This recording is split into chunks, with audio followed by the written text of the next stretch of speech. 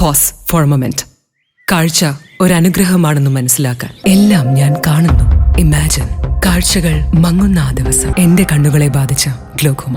ഗ്ലോക്കോമയുടെ പ്രധാന ലക്ഷണങ്ങളിൽ ഒന്നാവാം കൂർക്കം വലി. വശങ്ങളിലെ കാഴ്ച മങ്ങി ഒരു കുഴലിലൂടെ പോലെയായി ചുരുങ്ങുന്നു. Treat early four glaucoma.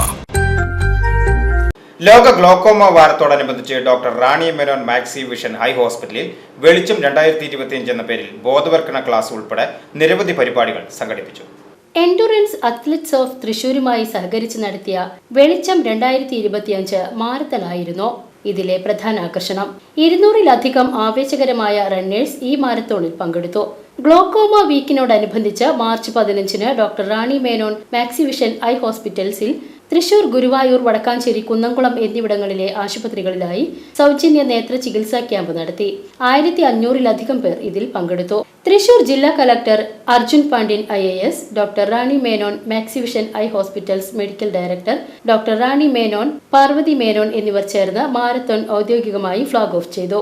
കാഴ്ചയുടെ നിശബ്ദ കള്ളൻ എന്നറിയപ്പെടുന്ന ഗ്ലോക്കോമയ്ക്കെതിരായ പോരാട്ടത്തിലെ ഒരു സുപ്രധാന ചുവടുവയ്പ്പാണ് doctor Rani Menon Maxi vision eye hospital ഇതിലൂടെ നടത്തിയിരിക്കുന്നത്. ചികിത്സയിലൂടെ മാറ്റാനാവാത്ത അന്ധതയ്ക്ക് പ്രധാന കാരണമായ ഗ്ലോക്കോമയുടെ തുടക്കത്തിലെയുള്ള കണ്ടെത്തലിനെ കുറിച്ചും പ്രതിരോധ നടപടികളുടെ പ്രാധാന്യത്തെക്കുറിച്ചും പൊതുജനങ്ങളെ ബോധവൽക്കരിക്കുക എന്നതാണ് പരിപാടിയുടെ ലക്ഷ്യം.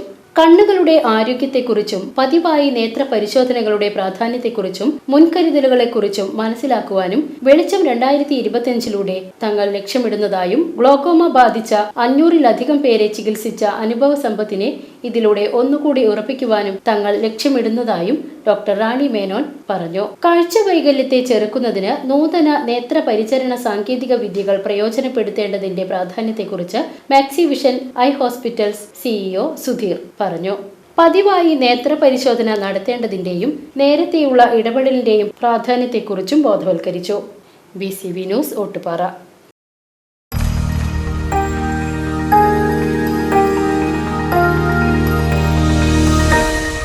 You are watching VCV News.